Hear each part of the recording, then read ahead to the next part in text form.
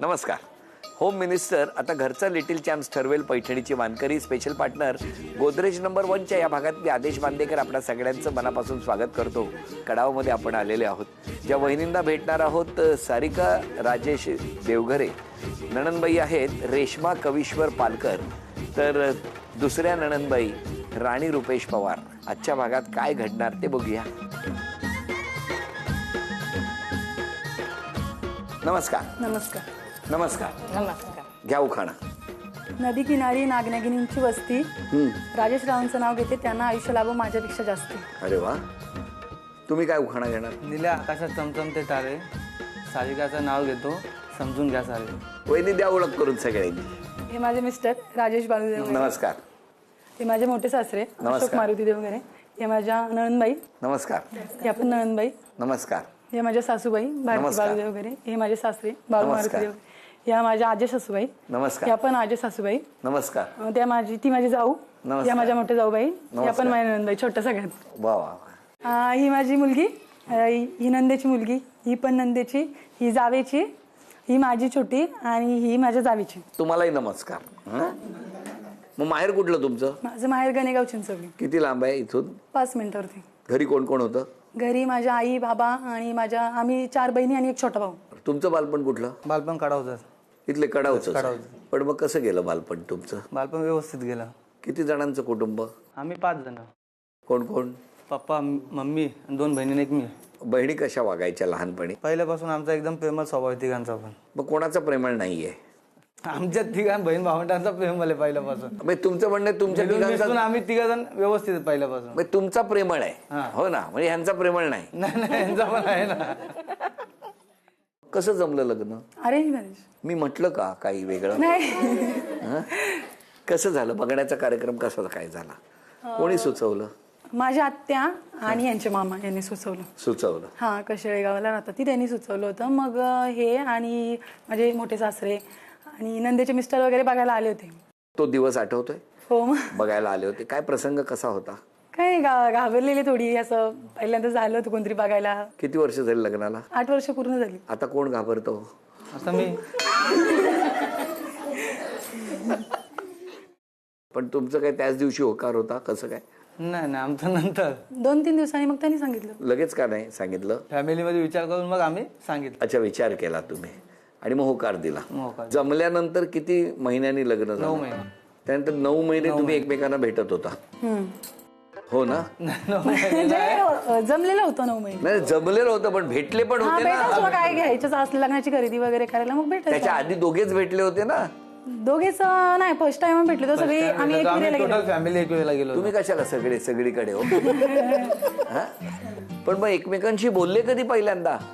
एकविरेला गेल्याच्या नंतर. एक वेळेला गेल्यानंतर कोण कोण गेलेले एकविरेला? पप्पा होते, छोटी बहीण होती, मोठी बहीण होती. तुम्ही मम्मी होती. हा, एकविरेला.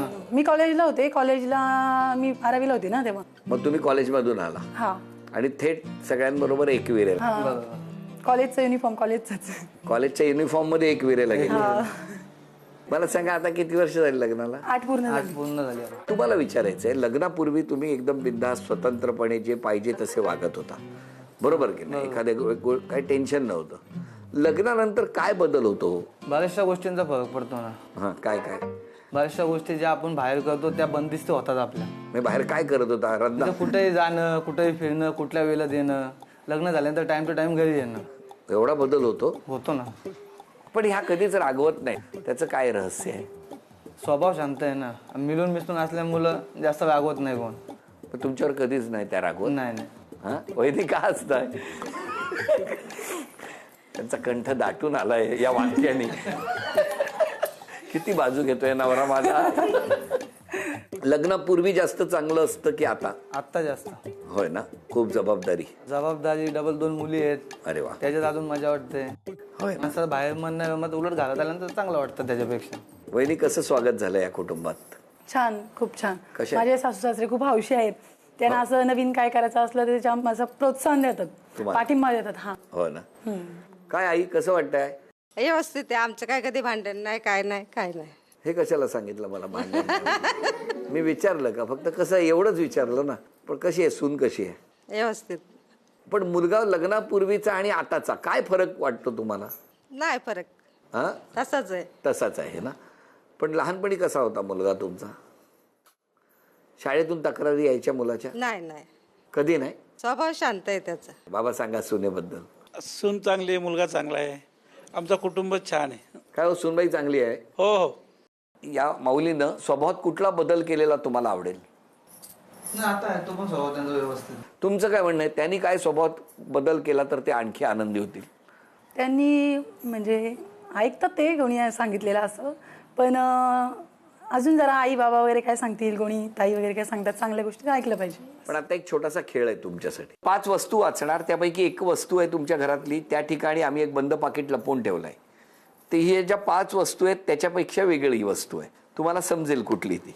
त्या ठिकाणी जाऊन 10 सेकंदात ते बंद पाकिट लपवलेलं घेऊन यायचं. पेन, पट्टी, खलबत्ता, पेन्सिल, रबर.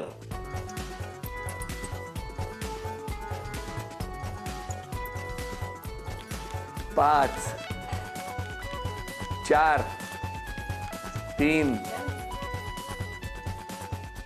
अभिनंदन. झी मराठीकडून ही सोन्याची गाठ. नमस्कार. नमस्कार. तुम्ही 3 भावंड बरोबर. कसा आहे भाऊ तुमचा? प्रेमळ आहे, समजूतदार आहे. आणि त्या वहिनी कशा आहेत? ती पण खूप छान आहे. जास्त छान कोण आहे, भाऊ की वहिनी? दोघं पण मस्त. आई बाबांशी कशी वागते ते? त्यांच्याशी पण चांगली वागते. तुम्हाला कुठल्या गोष्टीचा राग येतो? माझा नाही हो, माझ्याकडे काय बघताय? वहिनीला एक सल्ला द्यायचा असेल एक नणंद म्हणून तर कुठला देणार? माझ्या आई बाबांना तिने व्यवस्थित सांभाळावं इतकंच. एवढाच तुमचा सल्ला आहे. तुमचं काय म्हणणं आहे? नाही, माझं पण तेच. कधी तुमच्या तिघींमध्ये कुठल्या गोष्टीवरून थोडंसं नाराजी, थोडंसं राग येणं, थोडंसं नको बाबा बोलूया हिच्याशी, असं झालंय? नाही, कधीच नाही. आणि भावाला काय सल्ला देणार तुम्ही?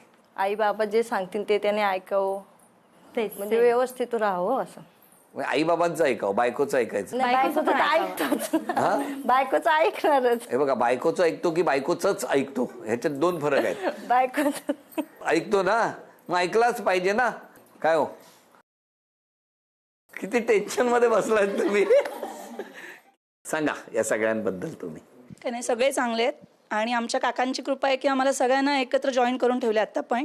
आणि त्यामुळे असं आहे की काकांची मुलं सुद्धा आमची सगळी एकत्र आहेत आता, आणि सगळ्या बहिणी आम्ही सर्व एकत्र आहेत आता छानपैकी.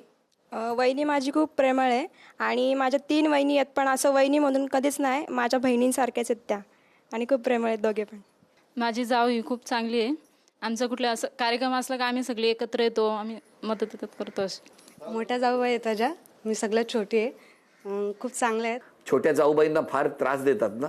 नाही नाही, अजिबात नाही. नाही, अजिबात नाही, बहिणीसारख्या आहेत एकदम. बर. आणि असं जाऊबाई आहे म्हणून मोठी आहे मी, आणि मी बारकी आहे म्हणून माझ्यावर कोणता हक्क वगैरे गाजवत नाही, त्या बहिणीसारख्या वागतात. चौघे जण मुलगे 4 जण सुना, हा, आणि नाच सुना 4 तिघी जडी, बरोबर. सगळी अगदी प्रेमळ आहे, सगळी सुखी राहतात अगदी. होय ना, चांगली राहतात किती सगळी. छान. सगळी पोरं आमची प्रेमळ आहेत, सगळी सुनाबिना सगळ्या व्यवस्थित प्रेमळ आहेत. कसं वाटतं हे सगळं एकदम नंदनवन? आनंद वाटतो या गोष्टीचा. सगळे चांगले असल्यामुळं, सगळेच आमचे भाऊ झाले, पोरी झाल्या, मुलं झाली, सर्व काही एकदम व्यवस्थित चाललेलं आहे आतापर्यंत तरी देवाच्या कृपेने. समजा एखादा कार्यक्रम असेल, तुम्ही नणंदबाई, तुम्ही आता सासरी गेलात, या सगळ्या जणी इकडे आहेत, यांच्यामध्ये त्यातल्या त्यात कमी काम कोण करतं? खरं सांगायचं. नाही, सेम करतात त्या. आणि तुम्ही इकडे येता तेव्हा काय करता? करतो ना आम्ही पण, हेल्प करतो. तुम्ही काय हेल्प करता खायला? असं नाहीये, मग? करतो आम्ही पण. इथे आल्यावर तुम्ही कुठली कामं ते करता? आल्यावरती वेगवेगळे पदार्थ बनवून घालतात आम्हाला. येता कधी माहेरपणाला? आहेत किती वेळा येता? 2 महिन्यात ना 3 महिन्यात ना 2 दिवस राहायला येतो आम्ही. मग तेव्हा कसा असतो इथला दिनक्रम? माहेरी आल्यावर मुली मस्त सकाळी थोड्या उशिरा उठतात. माहेरी आल्यावर तुम्ही उशिरा उठता? हा, थोडं तर उशिरा उठतोच ना. म्हणजे किती वाजता? 8 वाजता वगैरे. त्या 9 म्हणतायत, तुम्ही 8 ती म्हणताय. जास्त झोपते ती जास्त झोपते आणि लवकर झोपते. बरं, तुम्हाला विचारतो, 2 बहिणी आहेत बरोबर, या दोघींपैकी आता कोण जिंकेल असं वाटतं? राणीच. तुम्ही सांगा, या दोघींपैकी कोणी जिंकावं असं वाटतंय? मी त्या सांगते रेश्माबाई. हे बरं वाटून घेतलं तुम्ही दोघांनी. असंच करायला लागणार ना. नाव सांग. प्रचिती राजेश देवघरे. कितवीत आहेस तू? 2nd. कोण कोण तुझा अभ्यास घेतं घरात? मम्मी पप्पा सगळे घेतात. आणि तुझ्यावरती सगळ्यात जास्त प्रेम कोण करतं? Papa mummy. नाव सांग. वैदेही रुपेश पवार. तू कितवीत आहे शाळेत? 4थीला. खेळायला कोणाबरोबर आवडतं? सगळ्यांबरोबर. नाव सांग. गार्गी वैभव कडव. तू कुठे राहायला आहेस? सालवट. राग कसला येतो तुला? कसलंच नाही. नाव सांग. दुर्वा गणेश देवघरे. या 5 जणींमध्ये जास्त मस्ती कोण करतं? कोण ना. मम्मी ओरडते तुला कधी? नाही. तू खरं बोलते? नाव सांग. माही राजेश देवघरे. माही तुला कोण ओरडतं? मम्मीच. हो. मम्मी का ओरडते तुला? मामा घेत म्हणून. तू मोबाईल घेते? घेतो पण मम्मी मला मारते. डॅडी? पप्पा नाही मारत. पप्पा नाही मारत? नाही. पप्पा चांगला आहे ना? मम्मी तुला ओरडते का दीदीला ओरडते? मलाच. तुला आई ग बिचारी, काय हालात आहे हो. तुला ह्यांच्यापैकी कोणी भांडतो तुझ्या बरोबर?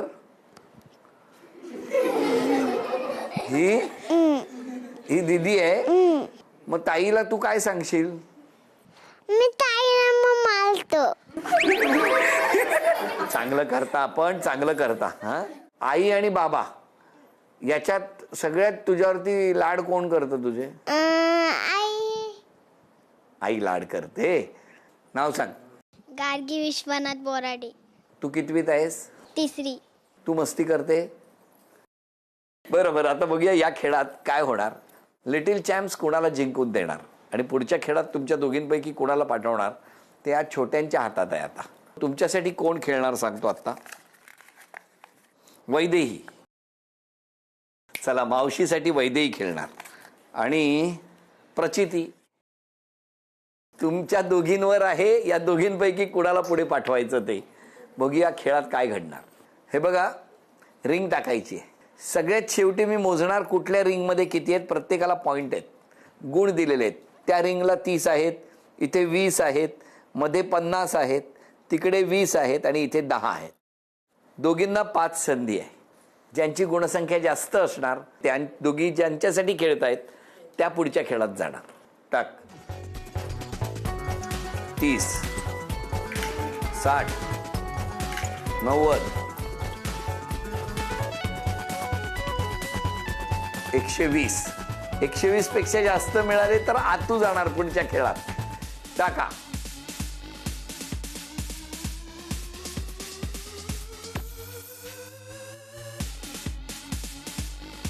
30. चला, अभिनंदन. अभिनंदन.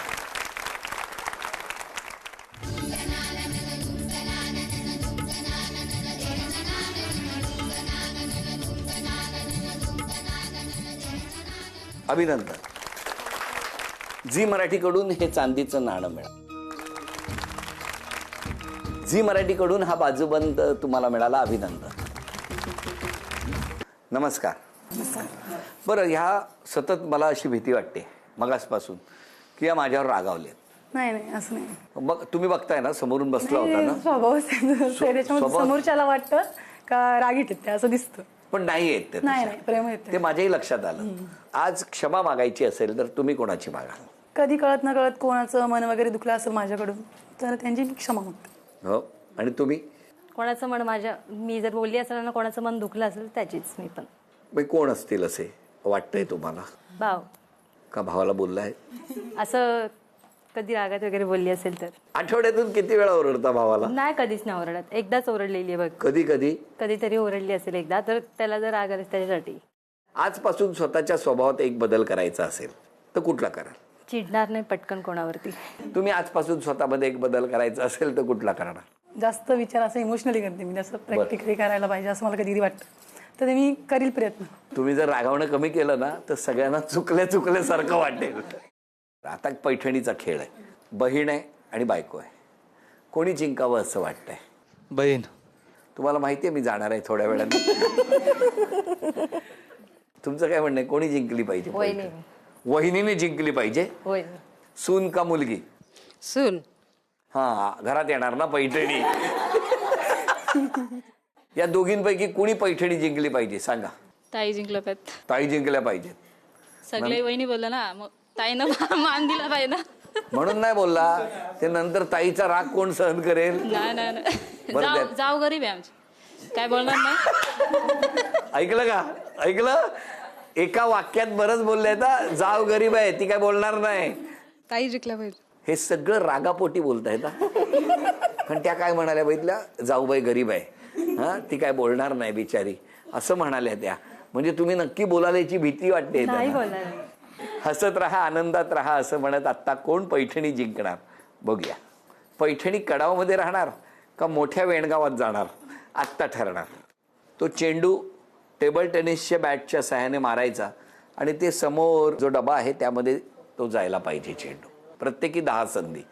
थेट चेंडू बॅटने टोलवायचा आणि तो जाऊन त्यामध्ये थांबला पाहिजे. टप्पा पडून गेला तरी चालेल, डायरेक्ट गेला तरी चालेल. जितके जास्त गुण ज्यांना मिळणार त्या ठरणार आजच्या भागातल्या होम मिनिस्टर, आणि ज्या वहिनी होम मिनिस्टर ठरणार त्यांना मिळणार आहे पैठणी. बघूया कोण पटकावणार पैठणी. खेळा तुमच्यापासून. पहिले 5 तुम्ही.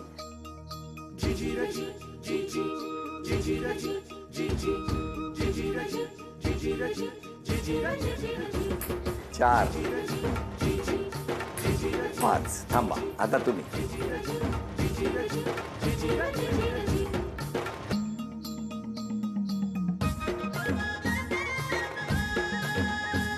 4 5 आता तुम्ही.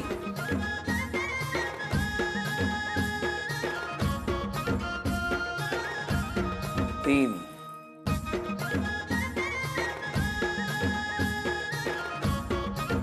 आता तुम्ही. 1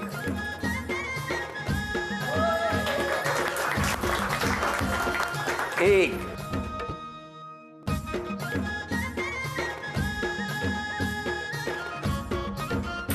अभिनंदन. झी मराठीकडून हे चांदीचं नाणं तुम्हाला मिळालं. अभिनंदन. वहिनींना मिळत आहे तथास्तु पुणे आणि कोल्हापूर यांच्याकडून पैठणी. अभिनंदन.